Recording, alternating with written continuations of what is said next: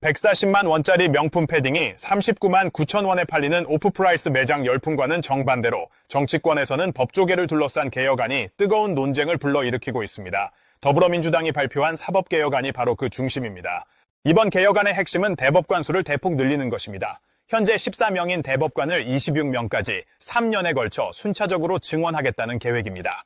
이대로라면 현 정권 임기 내 임명될 수 있는 대법관은 최대 22명에 달합니다. 법관 인사 구조가 정권에 따라 크게 바뀔 수 있다는 점에서 법조계 안팎에서는 우려의 목소리가 커지고 있습니다. 대법관 증원에 따른 구조 개편도 큰 변화입니다. 기존 전원합의체 중심의 구조에서 벗어나 유가의 소부와 2개의 연합부로 구성하는 방식으로 일부 사건은 대법관 전원의 3분의 2 이상이 참여하는 합의체에서 처리하게 됩니다. 하지만 대법관 수가 많아지면서 전원합의체의 집중 토론 기능이 약화될 수 있다는 지적도 제기됩니다. 또한 대법관 후보를 추천하는 위원회도 바뀝니다. 현재는 법원행정처장이 포함되어 있지만 개혁안은 헌법재판소 사무처장으로 교체하고 법관대표회의와 지방변호사회 추천 인사를 추가해 위원수를 늘리는 방식입니다. 이 과정에서 사법부 독립성이 훼손될 수 있다는 우려도 나오고 있습니다. 외부 인사가 참여하는 법관평가위원회도 도입됩니다. 판사의 업무를 외부에서 평가함으로써 투명성을 높이겠다는 취지이지만 법관들이 여론이나 정치 상황에 민감해질 수 있다는 비판도 있습니다. 특히 민감한 사건을 담당하는 판사의 경우 여론에 휘둘릴 위험이 있다는 우려가 적지 않습니다. 이 같은 개혁안에 대해 야당인 국민의힘은 강하게 반발하고 있습니다. 국민의힘은 이번 개혁안이 사실상 사법부를 장악하기 위한 시도라며 대법관 수를 늘려 여당 성향 인사를 집중 배치하려는 의도라고 비판하고 있습니다.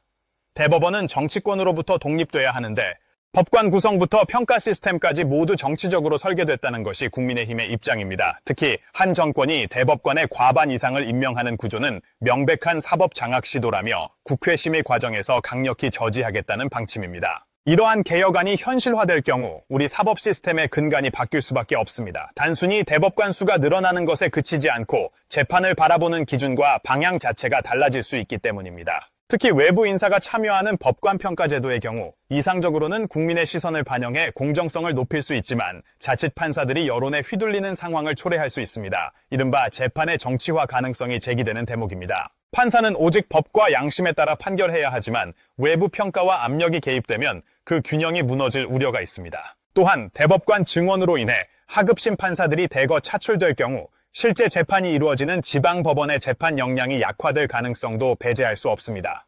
숙련된 판사가 줄어들면 1심과 2심의 충실한 심리 자체가 흔들릴 수 있고 이는 결국 국민이 직접 체감하는 재판 서비스의 질 저하로 이어질 수 있습니다. 한편 비교적 긍정적으로 평가받는 제도도 포함되어 있습니다. 영장 발부 전 피의자를 직접 신문하는 영장 사전 신문제도 도입이나 1, 2심 판결문 공개 확대 방안이 대표적입니다. 재판의 투명성과 국민 방어권을 강화하겠다는 취지입니다. 다만 수사 지연, 사생활 침해, 무죄 추정의 원칙 훼손 등 여러 측면에서 세심한 조율이 필요하다는 지적이 뒤따릅니다. 그럼에도 불구하고 사법개혁은 시대적 과제이기도 합니다. 국민 신뢰를 회복하고 보다 투명하고 책임 있는 사법체계를 만들기 위해 변화는 필요합니다.